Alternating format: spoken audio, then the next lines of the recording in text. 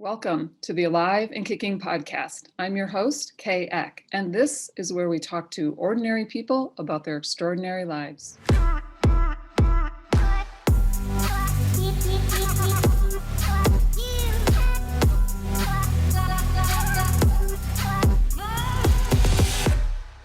Hello, watchers and listeners and friends of the Alive and Kicking podcast. We're back with my guest today, Valerie Irons. Welcome, Valerie. Okay, it's nice to be here. I'm excited to talk about what I think we're going to talk about today, although I never really know. But I met you a month or so ago, and you shared with me an incredible love story. And I really want to talk about that today because, I mean, everybody loves a good love story. But first, I'd like to go a little bit into your background. Where were you born? What was your family like? And how would you have seen yourself as a child? How did you see yourself?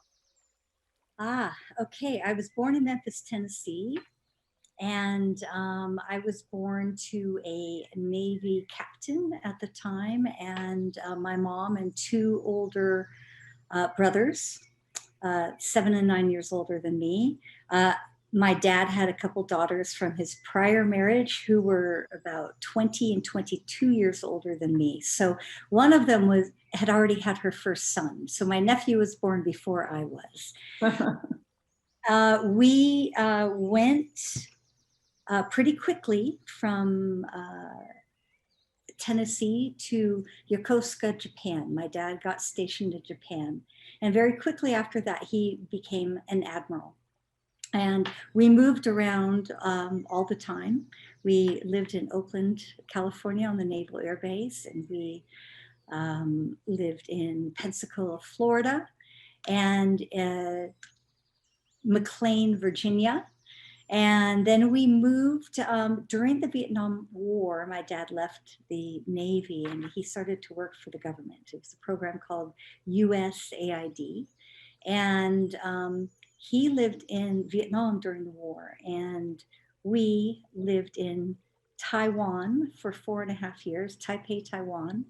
And that was 2nd through 5th grade. And for 6th grade, we moved to Bangkok, Thailand. So most of my elementary schooling was done out of the United States. And I moved to Virginia, 7th grade from Thailand. And boy, was that a culture shock, going from wearing flowy Thai silk elephant pants and halter tops to wearing Levi's and wool sweaters. And it really wasn't, it didn't suit me at all. So that was a shocking year. And after a year, we moved to San Diego. And so I spent most of my, all of my high school time in San Diego and some college. And so I've pretty much been a Southern California girl until I moved to Arizona 20 years ago. Wow. That's a lot of different contributing cultures that formed you as a person, I'm guessing. Did you feel the cultural influence other than just the clothes? Absolutely. I loved it. It really suited my soul, so to say. So in Taiwan, I went to a American school. But we would make dragons and do dragon dances, like for the Chinese New Year. And so we would learn all sorts of things. We had a temple right above where we lived. We lived on a hill. And every Sunday, every Saturday, the streets would be filled with people walking up the winding roads of my neighborhood to go to the temple. And so I really got to experience a lot. And when I got to Bangkok, it really spoke to me. The culture, the golden temples with the sparkling mirrors and blues, and reds and all the different colors that Thailand is just all these gleaming spires of gold in their cities. It's very beautiful. Mm. And the Thai culture really, really spoke to my heart. So when I was little, I fell in love with it. And everybody had maids when you're foreign, living in a foreign country. And our maids would take me everywhere. They would take me to the celebrations of floating. There was a candlelit ceremony I remember going to. It was in honor of the ancestors, and you would make these little boats and you would put offerings on them and put candles on them, and everybody would go to all the rivers and the klongs in Bangkok, and we would light the candles and say our prayers and push the boats off and things of that nature. So it was fantastic. Wow. Did your family have a religious tradition? We were Christian. But we went to the Navy bases for our church services. We all of the kids, we went to Sunday school, and we would go to Christmas Eve or Christmas service, but that ended quite quickly when I got over 6 years old, I think. I don't remember any of that happening after 6. Why was that? I think that moving to Taiwan,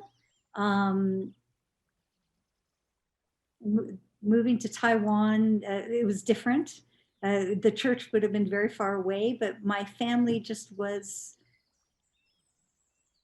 not big Christian churchgoers. My mom was actually born in a Mormon family. So we weren't very religious, which I think allowed me to become very spiritual.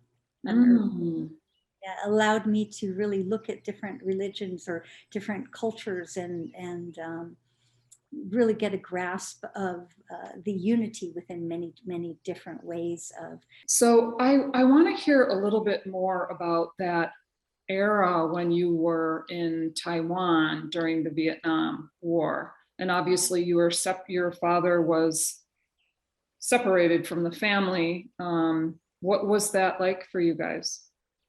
He came home twice a month for 2 weekends a month. And for me, my dad was an admiral. He was stern. He was a little tough. And so I didn't mind not having him home. My mom and I were very close. We'd go on fun adventures, shopping adventures, luncheon adventures, and I loved it. So I did not mind not having him home. So you didn't feel any of that constant worry about his safety and what was happening in the world because you were rather close to it? I think that I was more concerned with my brothers getting drafted. And did they? No. Okay, so you went on to go to high school in San Diego, right? Is that right? And then what happened after that? I applied to colleges, and I got accepted to UCLA. And so I went, but without knowing really what I wanted to do. And it wasn't really my cup of tea.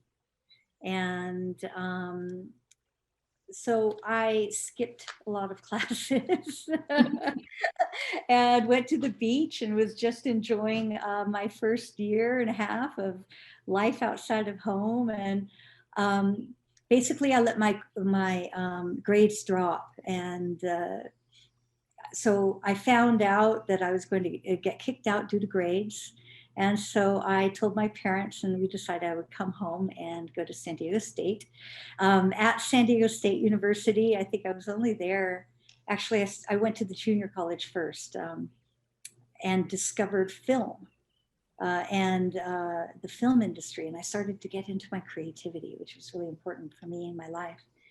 And I transferred to San Diego State and went into the film program. And right around that time, my brother's high school girlfriend from Taiwan recontacted our family, and she was working in the film industry in Los Angeles. And so she said, you don't want to go to school to work in the film industry because you're just going to come back and they're going to have you work free as a page for months and months, and you're not going to get paid. You won't be able to pay your rent. Come work with us. You want to be a runner. You want to be a gopher girl, you know? And she was working in the commercial industry, making TV commercials. So I went up there and it was a match, and I started working freelance doing TV commercials. And I was the gopher, and I would go get everything from the dry cleaning to the snacks to lunches to coffee to what you name it. And it was exciting. It was thrilling. It was wonderful. It was a wonderful time. How long were you doing that? I think I did it about 3-4 years. I slowly climbed up my ladder, and then I moved into post-production and started working for a company with post-production, and started to find interest in post-production, in the painting of as a matter of fact, Gatorade sweat drops.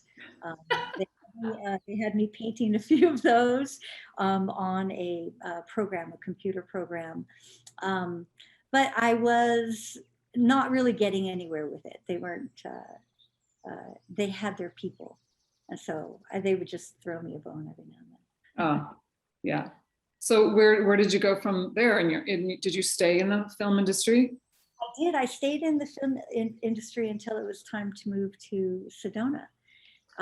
I had some friends here, and left the film industry when I went into my wild days. So this could get a little, I don't know if you want to go here, Kay. Absolutely. Absolutely. We all have wild days. So it was about 1989 in Los Angeles, and I went into a life of, I'm going to say, drugs and debauchery, party drugs and debauchery and late nights. And it was the rave scene just as it hit the United States. And I was prime. I had been such a good girl. Up till then, I hadn't rebelled. And this was the beginning of my rebellion. Mm. And so I dove in head first and really went on that path. And I think one of the things that took me on that path was a little bit of a heartbreak and disappointment in love. This is when my pattern of disappointment and love began. And so I dove into this wild, crazy life for a good 4 years. Mm, that's a long time when you're, when it's a hard life like that. Hard on the body, hard on the soul. Yes.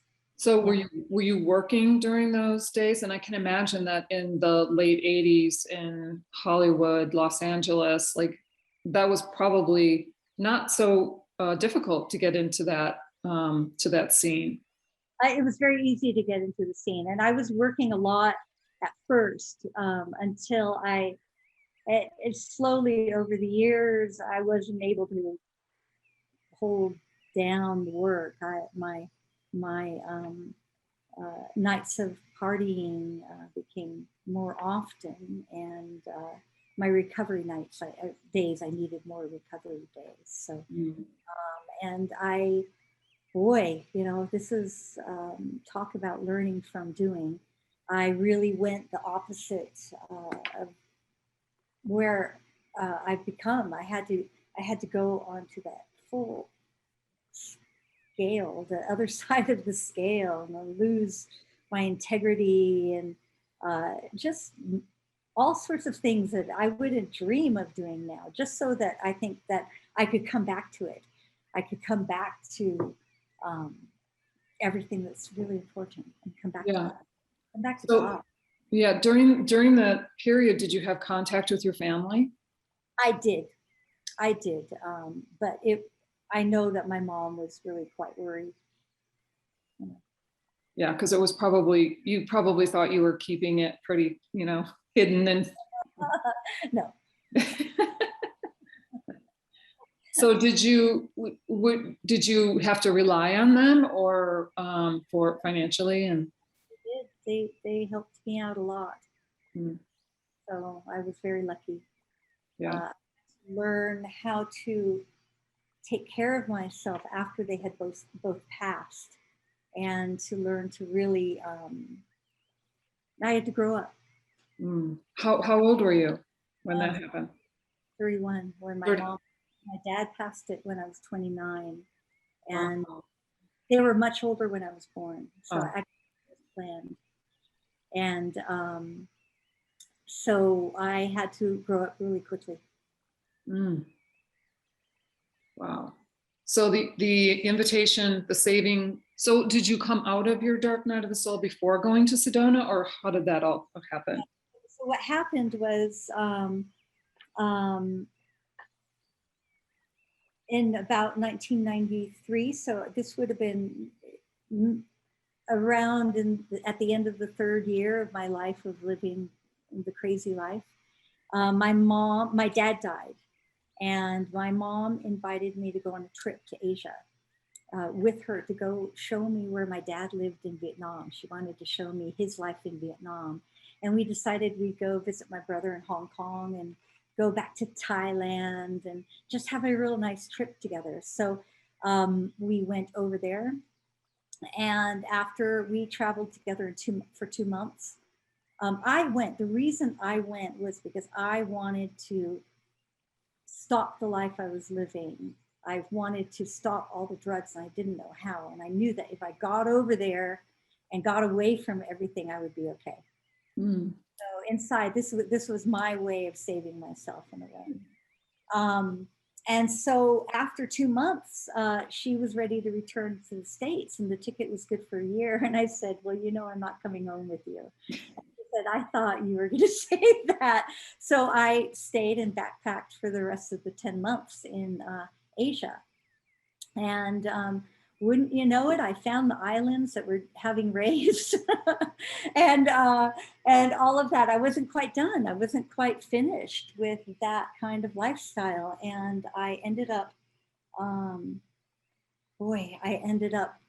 going over to India to a place called Goa, where they're quite known for that kind of lifestyle and the big party lifestyle and the big parties, and doing a lot of LSD. And that wasn't in my repertoire up till then. So when I went over there and I did LSD at the parties, I had a real flip out. I had an incident happen, and I felt like I lost my soulmate and lost God. And my world literally turned to hell. And so that was my event in my life. The one thing where the rug got pulled out from under me, and that began my healing journey. And that was the beginning of making me into who I am now. Mm. So when I got home from that trip, it was actually on that trip. I was trying to make things right, but it wasn't happening. And I heard a voice, and it said, go home, your mother needs you. And so I went home, and she died within 1 month to that day in my arms of a heart attack. Oh my gosh. So there I was trying to heal from what had happened. I picked up a belief that I would never be with anybody. I would be single for the rest of my life. And that's where that big belief happened. Looking back, it had already started. The pattern had already started. My pattern of unrequited love. But that's when I got to see it and really unwrap it, unwind it over the course of the next 20 years. As I was on my healing path, because after that, I was suicidal. And it took everything that I could muster up to get through this and art got me through it. I started creating art, and I started to feel my heart and to feel God when I was creating art, and I started to understand that I did not, after all, lose God. And I started my healing journey, just doing everything that I possibly could to become whole again. Yet all my parts that had kind of gone out into the ethers and grab them back and bring them back into me. And it was the long road. I've taken the long road, and I'm happy I have now. Yeah. I think that's a common experience with on the drug scene when you're doing drugs, is you do deposit yourself in ways along the way. You lose yourself, you lose bits of yourself, you forget who you are, if you ever really knew, or any inkling that you might have had, just, is supplanted by God knows what. So do you consider it to be the unrequited love, like the main pattern of your life, or were there other patterns running? There have been other patterns too, that I've worked a lot on healing, of not being heard, not being seen, being dismissed, things of that nature. And so every now and then those triggers will still come up, but I know how to look back and see where they came from, and I know what they are now. Yeah. So I understand it's not about what's happening now, it's about what happened back then. Yeah. Yeah. I don't know if you've had this experience along your path, but I had something come up recently, and it was my pattern, and I was already aware of it, and I had already been working on it so much that when this most recent one surfaced, I had like a lot of shame about that I hadn't fully cleared it, that I hadn't made more progress. It felt like I had taken 10 steps back, and I'm wondering if you had that experience at all. A lot. A lot. And then it took me years and years and years to learn to love myself and forgive myself. Yeah. And that took care of the shame. Yeah. So talk to us a little bit about this process, a little bit about what you learned about unrequited love and what that was really all about for you. If I had not gone through all of the unrequited loves that I went through, multiple, many, one after the other, I don't believe that I would have come fully to know who I am as much as I do, and to explore into the depths of despair, which I got to see my soul a little bit better at that. I also got to experience God and the connection with God, and God, our creator, the universe. Many people have different names for it, but my experience with God became physical. I could actually feel it in my heart.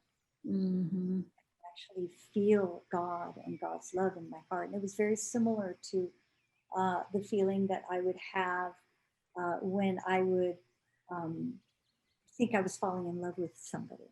I would feel it in my heart, and it wouldn't be returned. And so it got to be a disappointment. And what happened after a while was disappointment after disappointment after disappointment.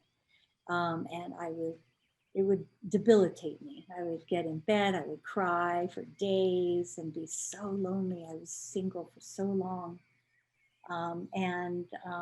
I think after a while, or now looking back on it, I was learning the art of letting go. And I was learning the art of self-love. And self-love was the last piece to come in for me before my now husband came in. So looking back, it was the art of letting go. There were three main things: learning what my soul really wanted to express in this lifetime, had to do with art, it has to do with sound healing, sound and music and chanting. Those are the things that my soul really wanted to express. So I got to dive into them completely without any distractions. And also learning the art of letting go. Yeah. Wow, that's incredible. When you were talking about, going into the depths of your despair and, that you found God. And I almost feel like that is, I don't know if it's every way, but it's definitely one way that you have to like empty out.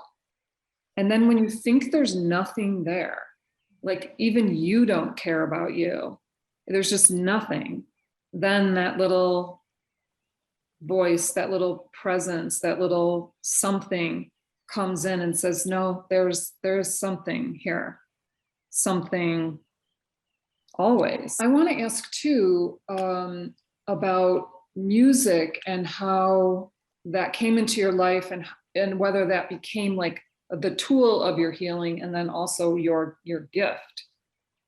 Yes, at first it was art. As I said, what happened, I was making art, and so I would feel my heart and it would connect me to God, connect me to source, and it truly brought me out of my depression, and it brought me joy and excitement, and it took me up to a plateau. Nothing could penetrate that plateau. I was happy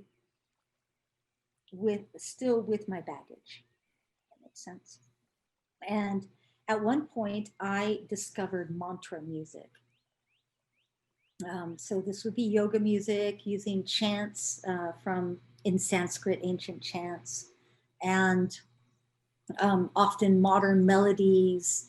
And I dove in. It took me over like wildfire.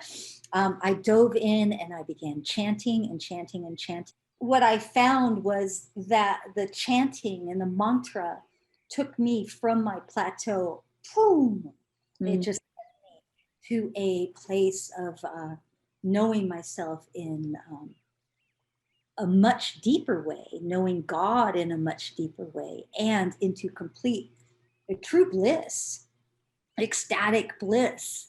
And I thought that was gone to me forever.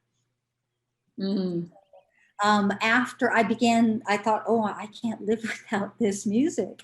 There isn't too much of it happening in Sedona. I better bring it. So I started to bring mantra artists to Sedona. And after a few years of doing that, I noticed that every time I talked about a harmonium, and that's the instrument that's played, it looks like a sit on the floor, a pump organ type of thing. Every time I would think of it or anything, my heart would kind of go on fire. And I had learned by then to listen to my heart. And I started talking. I said, you want me to play the harmonium? Are you trying to tell me that you want me to play the harmonium? And it would just burn and burn. And so I learned how to play the harmonium, and I ended up making music and writing my own songs. You always leave the mantra the same. The ancient mantra stays the same, but the melodies can change. And having a band and playing around and sharing in that with people, and it just really absolutely sent me. Probably the most exhilarating thing I've ever done. Well, and you've done a lot of things. Yes, I have. So that's saying a lot. So how did the self-love piece come in? Okay, I had a little, it was a 2-month, perhaps it was a relationship. I received an email. First of all, I've been single for 15 years. And when it was at the 12-year mark, a gentleman came into my life for 2 months. He had an experience that told him that I was his wife. And I knew him the prior decade.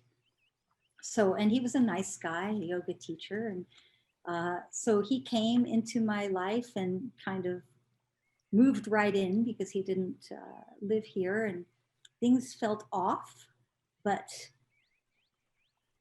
it hadn't happened in so long. I thought maybe this is something, and my heart, I felt the love flowing through, and it turned out that he was absolutely not the right person. Sometimes the wrong person comes in right before the right person. I think this was the case of that, the wrong person coming in. And Can I ask you about that? What's that all about? Like, what do you know about that? well, I can only talk from my experience. I've heard that a false, sometimes in the twin flame journey, which, you know, who knows if that's all of it's true or not, but the twin flame journey, that sometimes a false one comes in. Sometimes they're here to activate your chakras, which is what happened to me in a hug. I literally felt my chakras go all the way up. And, but there was a temper involved that I wasn't quite used to. And I ended up walking on eggshells in my own home, and sometimes being a little nervous. So I asked him to go. And so that was 2 months into it. And I asked him to go. And so he did. Luckily, that was very easy. And I didn't understand what the whole process was about. It was really confusing to me because I didn't understand the outbursts that would happen, and the talking around the situation. And there were things that I'm not going to say he was a narcissist. I think that word is overused nowadays, but he definitely had narcissistic tendencies and traits. And it was very confusing to me. And I started listening to Matt Kahn's podcasts. And I found something in his podcast. I started listening to all of his old ones, and I found something that really helped me. And he was talking about how if somebody is yelling at you, what they're really saying is, this is how I was treated. You need to see what was happening to me. At me. This is what was done to me. You need to see it. I need to show you how I was hurt. Wow. And so I got to bring compassion instead of confusion and anger into the situation as I was healing from that.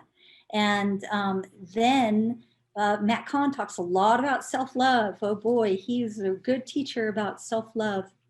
And he said one thing to me, or two, on his YouTube video. He said, treat yourself as you would treat a 4-year-old. And I really had to examine my self-talk at that. And it was nowhere near what I would say to a 4-year-old. And so that one piece of advice was probably the most loving advice that I've ever been given and I've ever taken on. Yeah. And so I really learned self-love from him. And I think that was the final piece. I don't think that my man could have come in before that piece came in. Yeah. That, you know, that I recall the point on my journey when Matt Kahn came in. And I think it was shortly after he published Whatever Arises, Love That. And I've given that book to quite a few people. Yeah, that was a game changer for me. So this element of self-love, what is it about that do you think opens up the door to what we're going to talk about next? Yeah, I think that if we look at everybody as a reflection of where we are, when you fully love yourself, you bring in somebody that will reflect that back to you in love. Yeah. So tell us how that happened. Oh, gosh. It's so exciting. Um, let's see. Of course, even though I didn't believe I was going to be with anyone ever again, kind of a woe is me attitude, I still had hope that I would be with somebody. And several different psychics, truly, that I had seen had kind of painted the picture of what my person, they were all sure I was going to end up with somebody. And they said, he's a musician from California. He plays didgeridoo. He makes didgeridoos and a couple of other things of that nature. And so I was I was looking for that. That's pretty specific and pretty rare. So, you know, your chances are high if you're going to see your guy, you're going to recognize your guy, right? It's really specific. Also, I have to say that before he came in, I was very specific on what I didn't want. We make our lists, we girls, we like to do that. We make our lists of what we want in a relationship. And I have not done any substances for 15 years. I wanted somebody who also was not doing any substances, and that was very, very important to me. And at one point, I remember saying, I don't even want somebody who's doing medicinal marijuana, edibles or something like that. So I knew that what I had done was just made my path so narrow that most likely nobody was going to be able to get in there. But I'm really glad I was that specific. So what happened was that I had a band coming, a band, Larissa Stowe and Bhakti Tribe. She's a mantra singer and they're wonderful. And they were coming, and I rarely worked the door when in these things that I would promote. And but this night I was working the door, and he came in. I'd never seen him before, and I thought he was really cute, and my heart did a little flutter.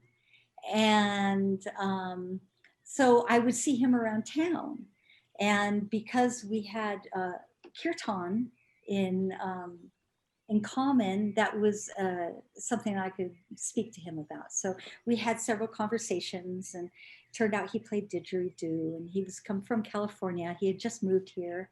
It was around September, October of 2012.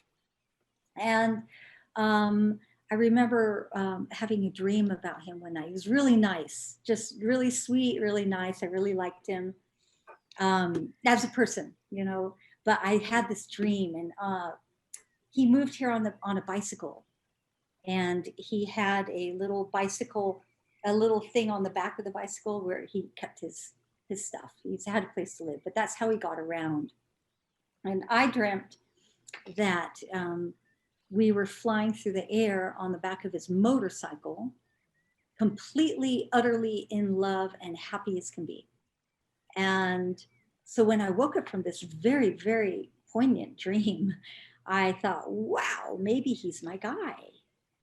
And so my pattern, if I had that feeling for somebody, was to kind of turn into a really nervous high school girl, not knowing how to act or anything like that. And I remember maybe this next time I saw him, we gave a hug, and he asked me if I knew, if I was familiar with this woman in town. And I thought, here we go again, God. He's getting together with this woman, which he was. And it's another unrequited love. But the other ones, I never really had dreams to go with them. They were just feelings in my heart, and they would end up with someone else or not like me or things like that. So I spent some time to let that go and move on from the idea that he might be the one. So he got together with this girl and they ended up living together. And shortly after that, he started making didgeridoos. And I remember saying, "Are you kidding, God? What are you doing? What are you doing?" So I was like, "Oh my gosh." And so after that, for a while, he ended up getting a motorcycle. And I said, "No, how can this be?"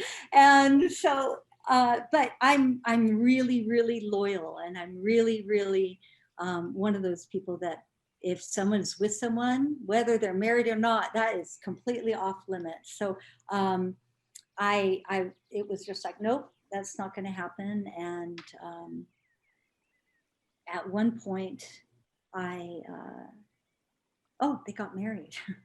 They got married. And so I had to dig deep, and any little last strings of hope or that might have been there, I had to just cut them and let go, completely let go. Right around that time, I think around that time is when I had my experience with the that little 2-month mistake, which wasn't a mistake, actually. That was, I have to correct myself. That was not a mistake. It was a wonderful learning experience. He was not the right one, but he helped push me to my next lesson about self. So, but that was right around this time that happened. And so I let go of it completely. And we started working together. He was freelancing. And I started freelancing at the same place. And so I would see him, and he would see me. And it was always such a mutual respect and admiration for each other's work. And we would give a hug or a little hello. And it was always so nice to see him. And then he ended up getting divorced. And in the meantime, I was looking elsewhere. I was actively looking elsewhere.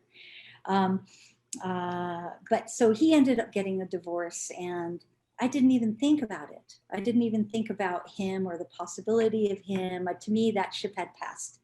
I had already let go. It was done. And although I have to say that I would still get like a little schoolgirl, excited, nervous when I would see him at where we freelanced. There was little excitement happening.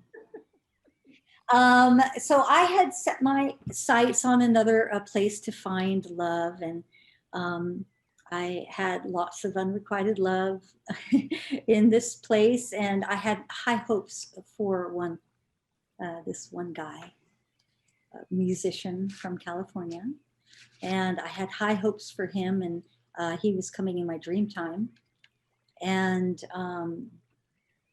it didn't happen. And this whole thing, it was a yoga festival, and the whole thing kind of blew up and fell apart. And I went into a death.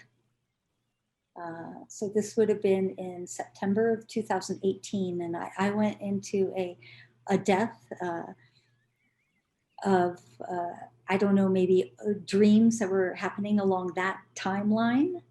A death. I got very sick. I got very dizzy for months after my sickness. And I had to really completely let go of that dream that I had been pursuing and that kind of direction. And after some healing time, I was in bed one night and I felt the kind of like the arrow of love shoot in my heart, and the arrow of love had his name on it, Daniel's name on it. Wow. And I sat up in bed. I said, "No, God, no, I cannot go through this heartbreak again. I'm not strong enough to do this." I said, "You know how I feel about him.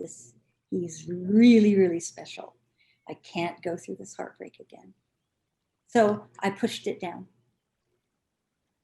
And I was really good at pushing it down by then.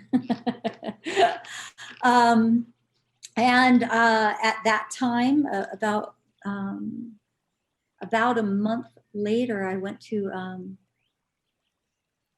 went to an event with Greg Braden, with my friend, and I felt some hands touching my shoulders, and I turned around and it was Daniel and his friend, and Gwen looked at him and looked at me, and I introduced them. And as we were leaving, Gwen said, well, that was a lot of energy between you two. I said, well, Gwen, you know the story, you know the whole story about that. So if he was interested, he would be asking me out for a hike or for tea or something. And so, you know, that whole story. I said, I can't go through that again. So I let it go, and I ended up buying a yoga studio. And that took the next 4 months off my calendar. It was the busiest time of my life. And I temporarily stopped working at the freelance place where I was working, because I didn't have time. I didn't have time to breathe. And I went back to working there in October. And my first day back, I saw him in the lobby, and we hugged. And we both went to our separate rooms to do our sessions. And I saw him again after our sessions in the parking lot. And he said, you know, I think I need another one of those. And came over and gave me a hug again. And it was a longer than normal hug. It was lovely. And it felt very nice. And so I asked him, I said, would you like to do a sound journey at the studio? And he said, well, with you, I'd like to. And I said, well, that's a great idea. Why don't we do a collaboration? So a couple of days later, I was mopey. I was a little mopey because this love thing was like that sometimes. And I quickly, the collaboration came into my head. And I heard a raven cawing out my window. And I know to listen to things like that now. And so I picked up the phone and I texted him and I said, well, would you like to get together to talk about the collaboration? And he said, hello, love, I'd love that. He answered immediately. And I said, well, let me know. My heart stopped a little bit. I said, well, let me know when it's good for you. And I was a week or two out for making appointments. And he wrote back, he said, how about 5:30? And I looked at my schedule. I did not have anything on my schedule. Normally, I might have gone, oh, no, I don't know, but I said yes. And I went over there and we took 10 minutes max to talk about our collaboration. And the energy between us was amazing. And we talked and talked and talked about our lives, and we had laughter, belly laughter, just riding on this energy that was flowing through us. And he ended up asking me to stay for a movie. So we watched a movie, and he says that his pinky finger was touching my toe because I sit cross-legged everywhere. And he said that he could just feel the electricity coming off the toe. And it's true that the whole movie, I don't know how I paid attention.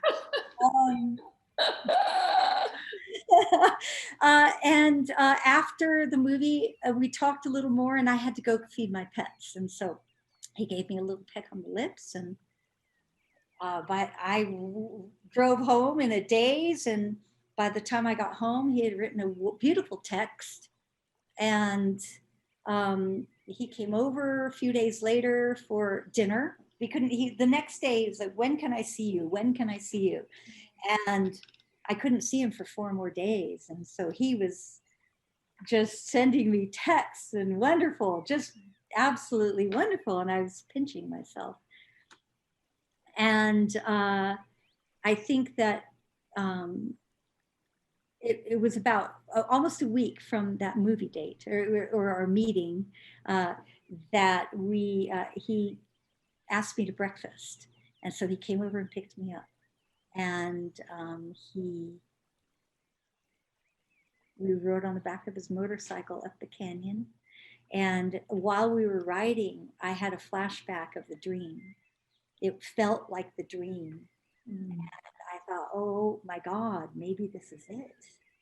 Maybe this is it. And so at breakfast, he confessed his feelings for me. He said that he had feelings for me. And I said I had feelings for him, and we got to talk about it a little bit. And we ended up having our first kiss there by the creek that day. And ever since then, we have been like this. And we feel it's a miracle, first of all, that he is my miracle. Mm-hmm. Absolutely, hands down, he is the miracle that I've been given. We feel like we have known each other for an entire lifetime. We feel, both of us recognize each other's mannerisms, like the turn of a head, little things. He feels like he's known me his whole life as a as a friend, playing with him. He feels like he has vivid memories of me playing with him when he was a kid. Wow. But I think that we've always been connected. I think this is a biggie. And anyway, we got in, COVID happened. Holy moly, COVID happened. And he moved in when lockdown happened, because I didn't know if we were going to be going into martial law the way Australia was. And I said, no way am I going to be separated from you right now. So he ended up moving in, and then that became permanent. A month later, he moved out of his place, and he proposed a year after we'd gotten together, and we had a dream wedding 8 months later. 8 months, about 8 months later, and that's my first marriage. I was 57 years old. We got married when I was 57 years old. My first marriage. I thought there was no way. I was so lonely. I was not dating. I was not loving the people who, there were people asking me out, but once upon occasion, it wasn't for me. And suddenly this person comes, and when he came in, what we both realized is that just the way he is naturally, his personality traits, his gifts, they naturally help to heal my wounds. Does that make sense? So just him being himself is salve to all of my leftover little traumas. And for him, my being myself and the way I am naturally is salve to his wounds that he's had this whole time growing up. And so it's really a phenomenal thing to witness and be part of. Yeah. I mean, that's that last part about how just being yourself is the antidote, so to speak, to that. That's so powerful, that because we spend so much time like striving to be like the right person for somebody and to do the right things, and it's not that at all, is it? Not that at all. I've never been so myself with anybody. And we'll be co-creators, professional together. And then in the next hour, we are our 9-year-olds. And then we'll move into our teenage selves. And so there's this whole range that we are able to inhabit and bring together. It's very joyous. It's very bliss. It's not hard work at all. People say relationship is work, and it doesn't have to be. I think that if you've done work, the work. I have suspected that. I have been suspecting that, and that's why why I was so excited to meet you. Or to get into this and to hear your story, because it was just so incredibly hopeful to me. And I want you to talk a little bit about the wisdom of creating a very specific list. Okay. I have many times I rewrote my list. And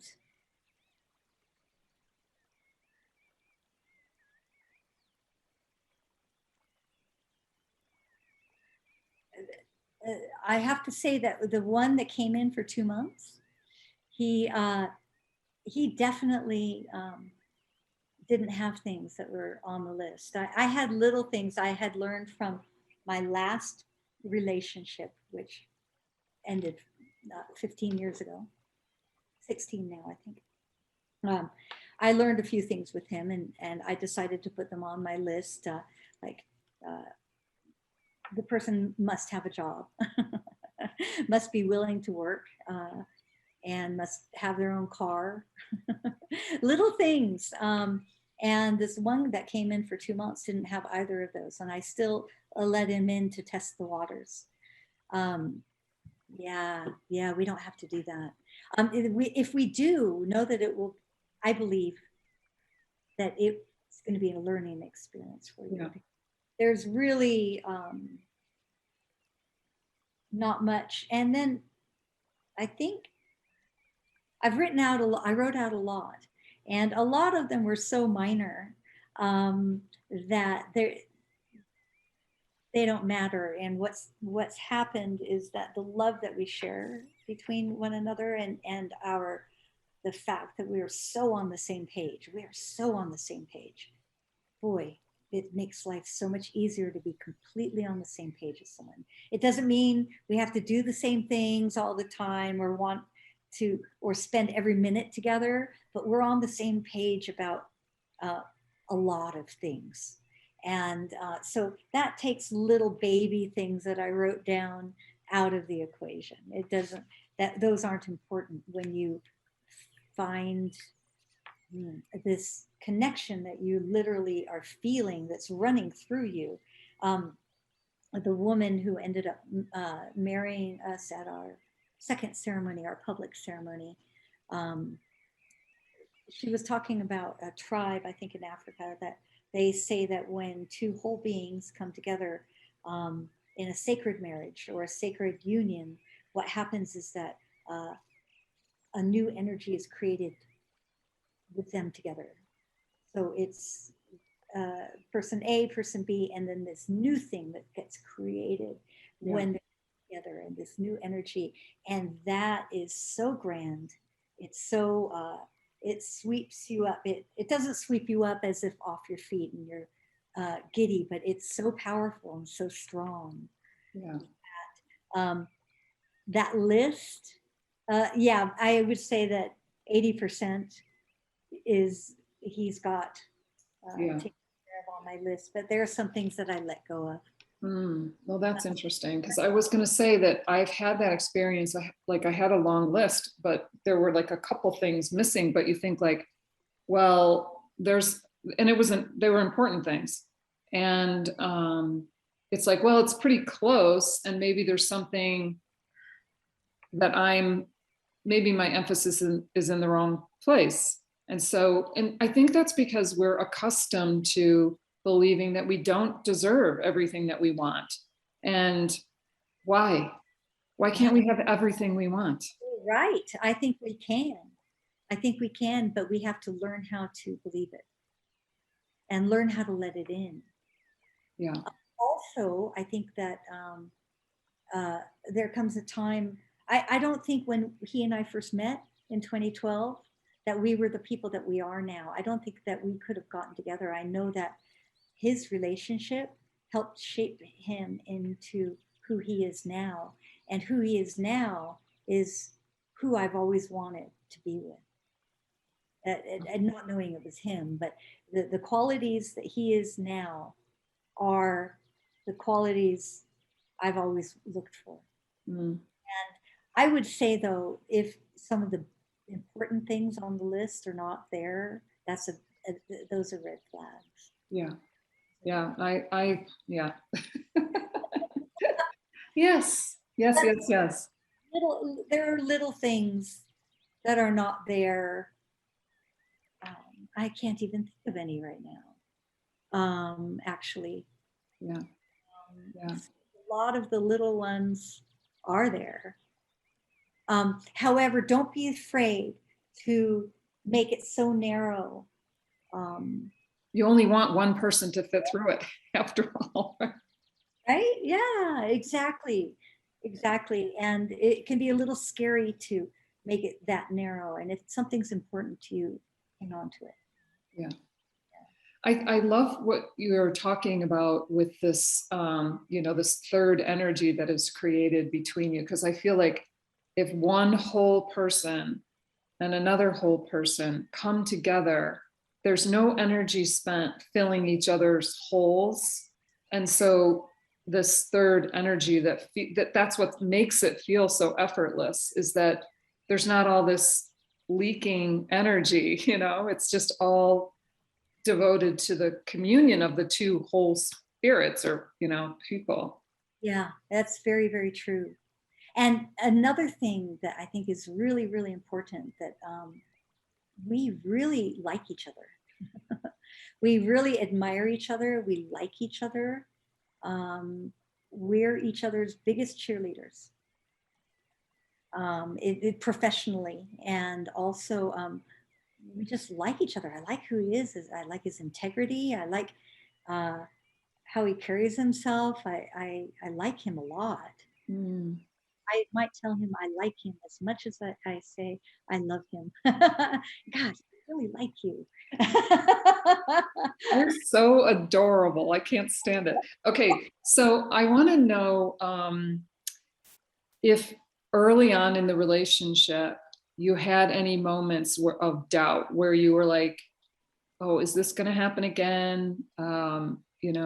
Like the fear of the pattern cropping in. Oh yes, and luckily he does counseling, and so he kind of understands a little bit about what I was going through. But I absolutely was terrified that he was going to leave, and I was terrified to let myself be loved and to let myself love. I told him everything up front. I had really hard conversations with him right up front, and let him know. And it took months, but he would look at me. I would go to his house. He would look at me and he would say things like, I am not leaving. I'm here. You don't have to worry about that. I'm here. He knew, but he didn't know right away. I think the way he says it, and I think it's really interesting to get him his perspective as well, is that he was starting to hear his mind try to say things like, this is early on, within probably the first couple of weeks. Oh, she's too attentive. She's too this or to that, maybe too affectionate. She wants this, or she's too this and she's too that. And he finally, this is where the battle with his mind ended. He finally got to see what was happening. And he realized that it's been his mind the whole time, in his past with relationships, that created a wall that wouldn't let it all the way in. And he surrendered. Mm. He surrendered. He said, no, no, I know what you're trying to do, and I want to let this love in. And he wiped it away. So he had to make a decision, and I had to make a decision. And neither one of us knew we were having to make that decision. And so he said to the mind, you don't have power over me. I want this. And he went with his heart. And that showed that I felt it. I think I felt it. And his being very, very clear, I am not going anywhere. Wow, that is incredible. I love that, because that's so important, because, when you're younger, you can take a lot more chances because you haven't had a track record of heartbreak, so it becomes harder to do that as you age and you face disappointment and things like that. And it's so vulnerable. You're so vulnerable, and the ability to do that is such an act of faith. Yeah, I mean, for him, that was huge. And for me, it was terrifying. But I had to do it. It was everything I had been wanting. Right. Right. And it sounds like he wasn't going to let you make any other decision, which is. Yeah, no, but maybe in the first 2 weeks. Yeah. There could have had his mind won the battle. There could have been that moment. I never had experienced it. And I think it's probably, I don't know about for him, but it for a lot of us, I think it would require a vigilance to what the mind is trying to do, because that can creep back in at any point. It's not like, probably not a one and done. It's possible that it could, I know for myself anyway, it could creep back in. Well, I think battle with the mind is the last frontier, isn't it? I believe so. Oh my gosh, but it might be a lifelong battle, because the mind, once we get it, I think there's a point for everybody, after a while, after a lot of work, where the mind doesn't trick them and they get to see it for what it is.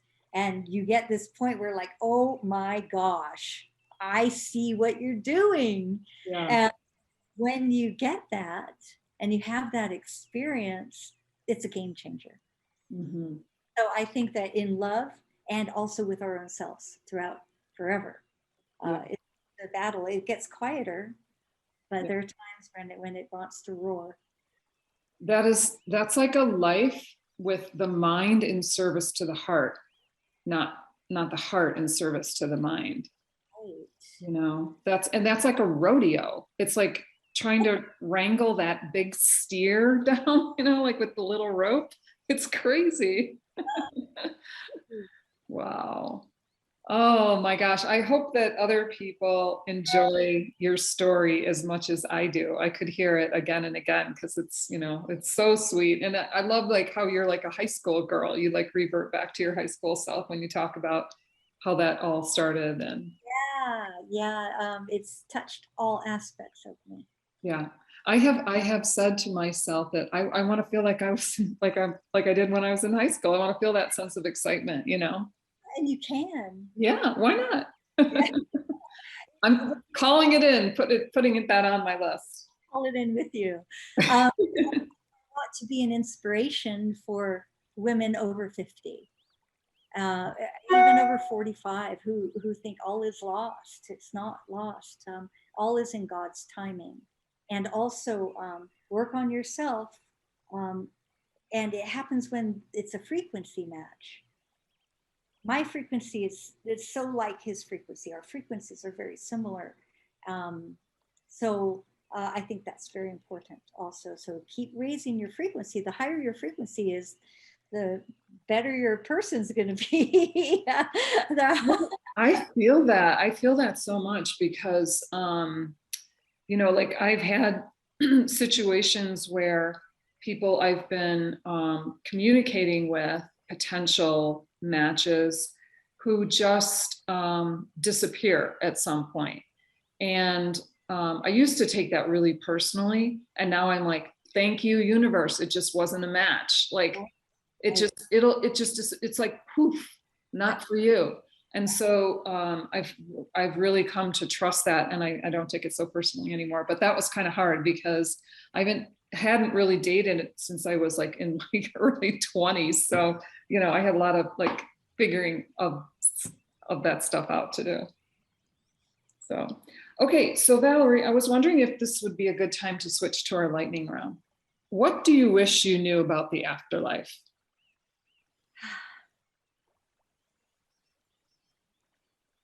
I wish I knew. Oh, it's supposed to be lightning. Okay. The questions are quick. The answers don't have to be. I wish that I knew how we come back and repeat lives. I've read a book that we sometimes repeat lives. Or choose how we choose to go in and with the other souls who are going to be main partners in this journey how we decide all that. Yeah. I wonder too, and I describe that in my book as like sitting around the conference table with God, deciding like what kind of life you want to live, like what kind of experiences you want to have, and who do you want to have them with, and just kind of planning the whole thing out. Yeah, I'm really curious about that too. Okay, number 2, what is the number one thing people ask your help with? What is the number one thing people ask my help with? Yes.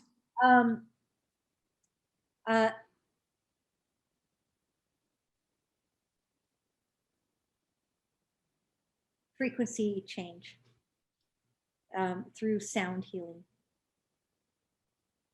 Yes, I have experienced that. And we will put your contact information in the notes because you have a really incredible journey. What is your main source of inspiration? My main source of inspiration is to inspire. Oh, interesting. To inspire becomes your inspiration. Yeah. That's beautiful. I love that. Okay, number 4, who taught you to drive and how did that go?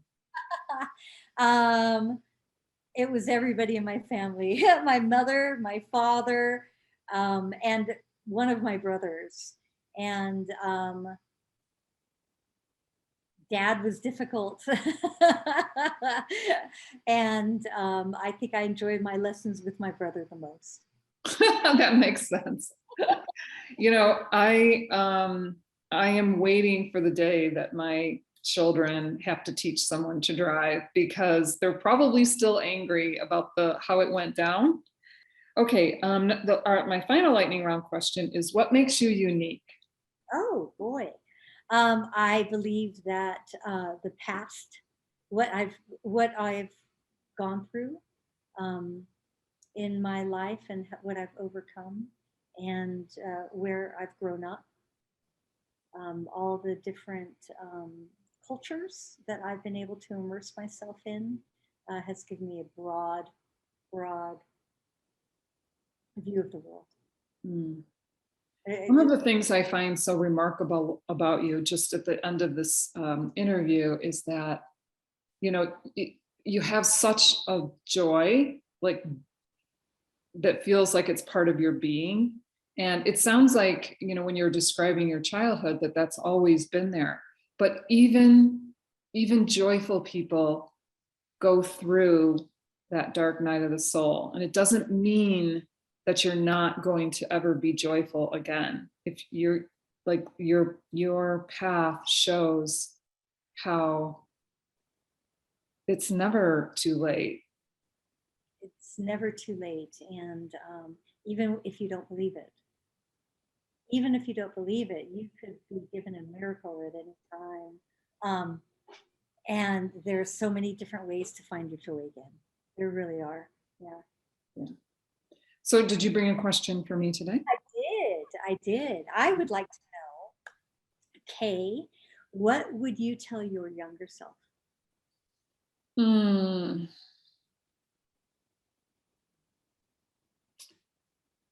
I've heard this question asked of people before, and I hear them say that, everything's going to be okay. And I feel like I want to tell myself that there will be times when it is not okay. It's not going to be okay. And this is life. You should expect this, that for whatever reason, we came into this arena called Earth as a human to experience some incredibly profound things. And a lot of that profundity comes at the bottom of the barrel. It's where there's no light at all. And then there's that little pinhole, and that little pinhole becomes your salvation and your hope and your dream. And it, so I think that's what I would tell myself. That's beautiful. Thank you. Yeah. Thank you. Well, Valerie, it has been so much fun talking to you. And I can't wait to get to know you better and see you around town and get on that magical sound bed thing again. Yes, anytime. Just let me know. Thank you so much for being with us and sharing your story from such a generous place. Thank you. Thank you so much.